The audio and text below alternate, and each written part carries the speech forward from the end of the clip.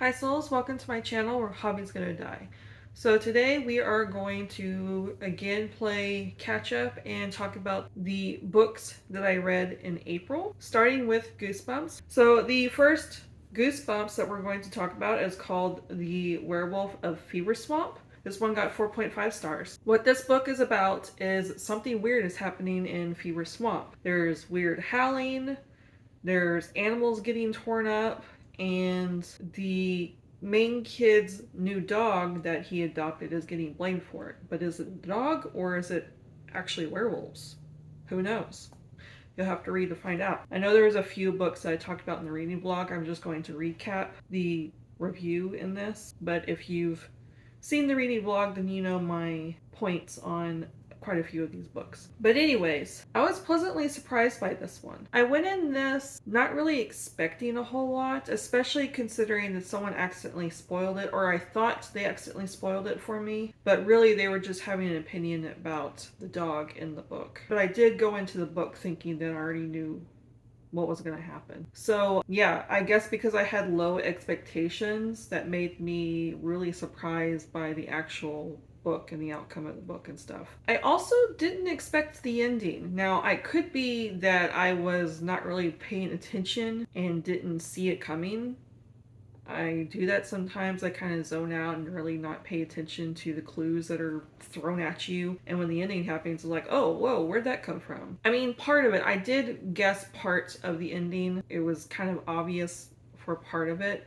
But the unveiling and the rest of the ending, no, I didn't have a clue. The writing in this one was actually surprisingly good for R.L. Stine too. It's not mind-blowing, but compared to other books of his that he's written, especially some recent ones that I've read, it's definitely better than that. I know I sound like a broken record every single time I bring that up, but I have to bring it up because R.L. Stine's writing style kind of like jumps back and forth in his books, weirdly enough. The only complaints I really had about this book is Emily, the main kid's sister. I think the main kid's name is Grady. I don't retain people's names. I either retain the name if I really like that character or if I really hate that character. This girl was just really, really nasty about the dog when it started to become, maybe it's the dog who's doing these weird things. Until you get like hardcore evidence, don't sit there and call him a killer and a monster and being so hateful to him until you know the actual truth. So that was a little frustrating, but beyond that, I just really, really liked the story. It's the reason why I gave it 4.5 stars, which, broken record again, 4.5 stars is 5 stars for Goosebumps. For me. And of course, me disliking Emily is more of a personal opinion for the character than it is anything that reflects the rating. Obviously, I don't get being so hateful towards animals. Anyways, the next Goosebumps that we'll talk about is One Day at Horrorland. Now, I'm pretty sure this is also mentioned in the reading vlog, though I don't think I actually got to this. I think I focused on another book. I might be jumbled up. I probably should have looked this up first before mentioning this. But anyways, so this one got a 4.5 star. This one, I probably should have mentioned first because this actually was really close to getting a 5 star from me. Literal 5 star, not 4.5 star. This is a favorite of mine, definitely. And the reason why is because this is the epitome of what I would expect from a Goosebumps. I expect a Goosebumps story to be spooky and a little wacky and twisty. That doesn't seem to be happening as much as I would like for the Goosebumps books, but this is what I would be expecting from all the Goosebumps stories, is this one. So definitely really, really loved this one. I was so excited to talk about this one. I didn't tell you what this one is about. So this is about a family who goes on vacation to go to a theme park, and on their way to that theme park, they get lost and they can't seem to find it. They're getting themselves turned around.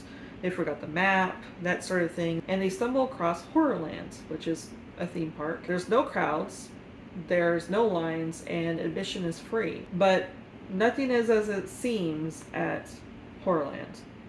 And that's all I'm going to say about it. So, like I said, Absolutely loved this. I don't really have much to complain about with this one, except there is one. I don't know if it's because the rest of the books that I read are on ebook and I don't notice it as much, but since this is a physical copy, some of the chapters in this is literally just one page. And I mean like the front and back, which was a little weird to me. It feels like you're stretching out a scene more than you should. How this is broken up is one chapter is the beginning of a scene, the middle chapter is the middle of the scene, the last chapter is the ending of the scene. So I'm assuming that's the reason why, like, the middle chapters are the shortest ones, because it's literally the middle of the scene, instead of putting the entire scene into one chapter, which I think would be better. It just seemed a little obnoxious to me, and that's just me being nitpicky. There's really nothing wrong with the story itself, to me. And then the last Goosebumps that I read is one called You Can't Scare Me. I gave it 3 stars, but it's going to sound like I should have given it 1 star, because I really didn't like the book. It's for like an unorthodox reason compared to other books that I didn't like and I gave 1 star for. I took a step back before I immediately hit the 1 star button. And I thought about it, and I put myself into a middle schooler's shoes who would be reading these stories, not an adult. And I was like, okay, I'll give it 3 stars. So that's the reason why I gave it 3 stars. R.L. Stine likes to be obnoxious and really, really drag out that trope, whether you're scared or you're brave. This is one of those cases where there is a girl who is super courageous, according to the boy who is enemies with her. And the boy is super scared, literally jumps at his own shadow. Super scared. Now, the way the synopsis is written is that the girl is being so obnoxious with her bravery and making everyone else look like wimps and all that kind of stuff. And they work throughout the entire book to try to scare her. Okay, that's how the synopsis reads. So it makes you want to root for the scaredy cat to deal with this girl and knock her down a peg. But after I've read the story, that's not how it needs to be written. What the synopsis should say is the scaredy cat is so jealous and envious of this brave girl that he tries his best, obsesses over it, to scare her, to try to knock her down to his level. That's what the synopsis should be about, because that is literally what the book is about. Anyways, now you can see why I got so frustrated and wanting to give it a 1 star, and I probably should just stick to a 1 star. This one definitely did not feel like the epitome of Goosebumps. You may have maybe a little bit of a spook factor towards the end of the book, but the rest of it really isn't. I mean, unless you're as scared as the scaredy cat about everything, then the rest of the book isn't really that scary. It was more of a lesson learned type of thing, and I don't know if R.L. Stine was really looking to give a lesson, but I definitely see a lesson in this book. And that lesson is, don't let jealousy and envy of someone else blind you to bettering yourself. Instead, you should take that energy, that obsession, and focus it on yourself and build yourself up so you can be on their level. Adults even need to learn this lesson, to be truthfully honest. I mean, there is one point where the girl does laugh at the scaredy cat, and I can get the frustration there. She literally did something to make him jump and then laughed at him, but the entirety of the school laughed at him, not just her. Even his friends laughed at him too. But he focused fired on her, I guess because she's the one who caused it. But to obsess over that one point and use the rest of the time of her just being herself as fuel for the fire is a little frustrating to me. The scaredy cat was dragging his friends along and forcing them to help him scare this girl. They didn't seem to have their hearts in it. Probably should have stuck with a 1 star. But I'm going to stick with 3 stars. 3 stars because I feel like the lesson should be learned. It's just written in a very frustrating way. Especially the synopsis. The synopsis for it was frustrating. That it was like really falsely written. Anyways, let's move on to the rest of the books that I read this month. Starting with Don't Let the Forest In by C.G. Drews. I gave it 5 stars. This is a NetGalley arc, and it's going to be published in October 29th. So what this is a young adult psychological horror. It's got monsters and weirdness and, psychological trippy stuff, but it also has real troubles too, because you're following two teenagers. They both have mental issues, they both are struggling with a lot of things. One of them is struggling with sexuality. They identify as asexual, but it's around the age where they are still unsure whether or not they are and whether or not they can be accepted as asexual. So there's sexuality struggles, there's mental health struggles, there's abuse talk, there's a lot. It's a very, very heavy book, so content warning for those who might feel like that's going to be too much for them to read. But if you are interested in reading this, prepare to have your heart ripped out, stomped on, and devoured by monsters, because this book will do that to you. It is macabre, it is dark academia vibes because it happens during a boarding school, and the way that the world is written was very, very, very dark academia, gothic horror kind of feel to it. Absolutely loved it for that.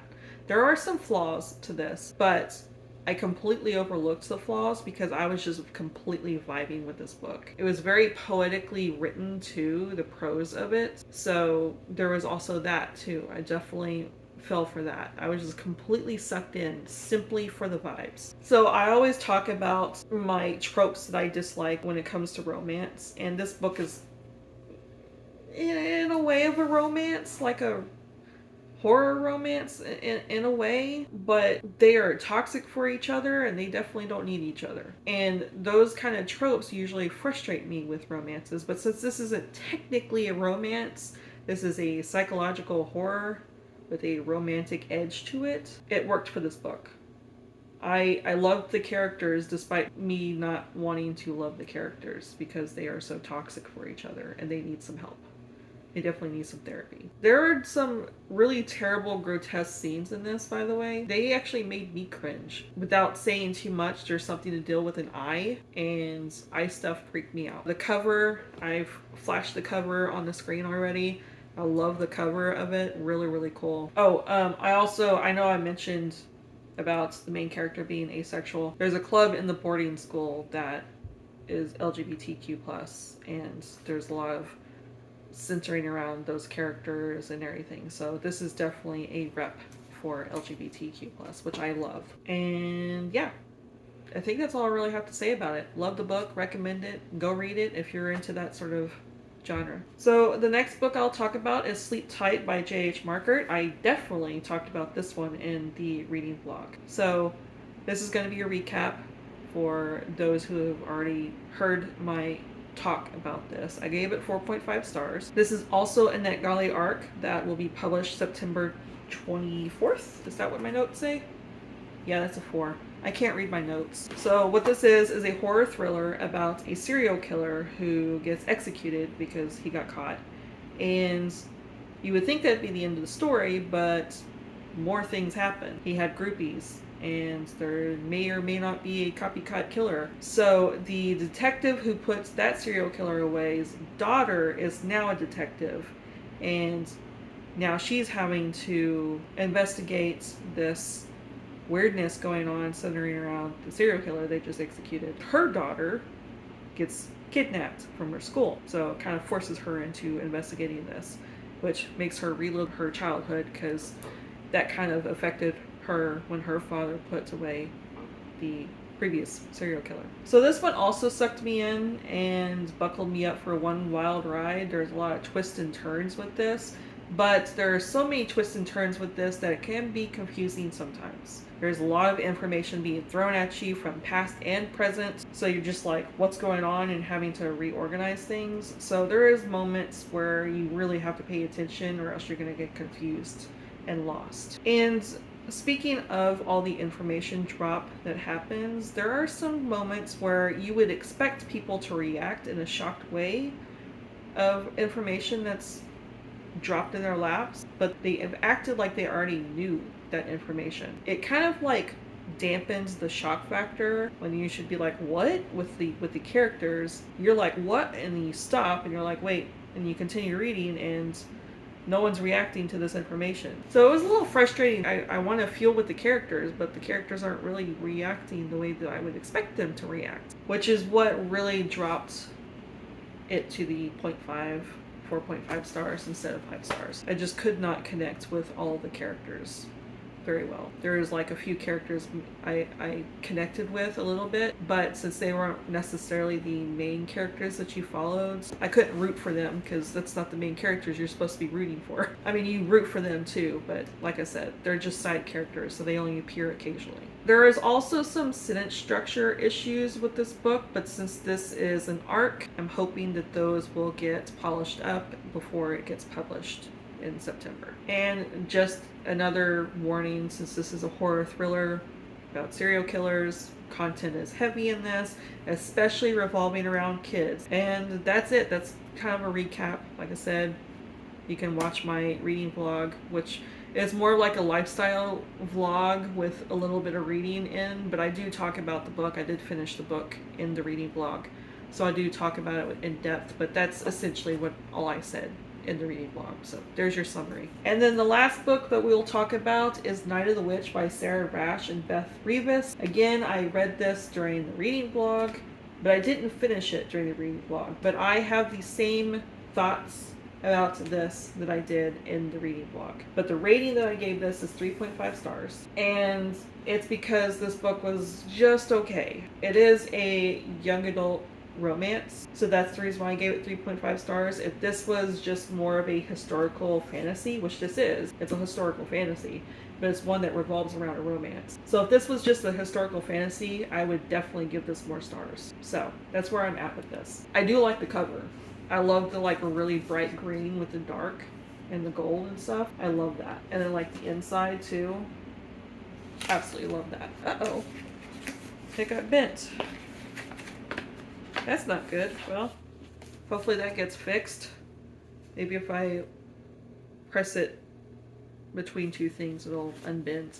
Anyways, so like I said, this is a young adult romance book. It is about a witch and someone who is posed as a witch hunter but isn't actually a witch hunter. And that's in the synopsis. That's not a spoiler. And they are working to try to overthrow the witch hunters, which are called Hexenjägers in this book. If I say Hexenjägers right. I don't even know if I'm saying that right. So let's start out with the good things with this book. I liked the historical fiction in this. They took real history and put it in this book about the European witch trials and about the area that this takes place in. Most of that is real. Obviously, they sprinkled in their own, characters, fictional characters. There's fantasy elements to this. Obviously, that's been sprinkled in, but I love the historical element to this. I mean, I also loved the fantasy elements to it.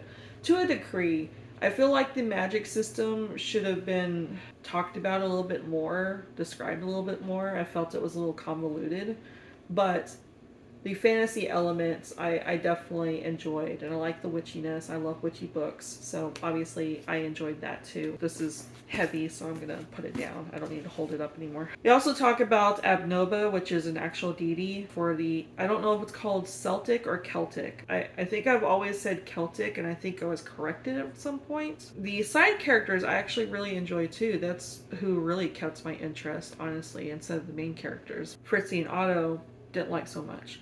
The villain, I also didn't like so much, but that is a good thing. That means that they wrote the villain well, because you hate the villain. So I hated the villain, and that is a good thing.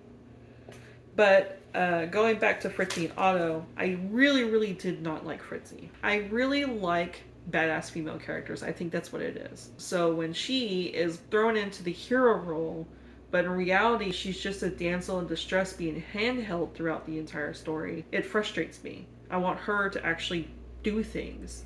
And yes, she did do things, but it felt forced, like she was being thrown into those situations and she had to do it because she was in those situations, instead of her purposely going to do those things. So I just really could not connect with Fritzy because of that. I connected with Otto more because he was definitely, I mean, he's very stereotypical of your male main character hero who is saving the damsel in distress. So that's probably the reason why I connect with him, because he is that stereotype. But because he is stereotypical, I also really didn't like him that much. Also, the romance between them just did not work to me. It felt forced, and it didn't seem necessary for the story. And since I didn't like Fritzy and Otto in the first place, I obviously didn't root for the romance either.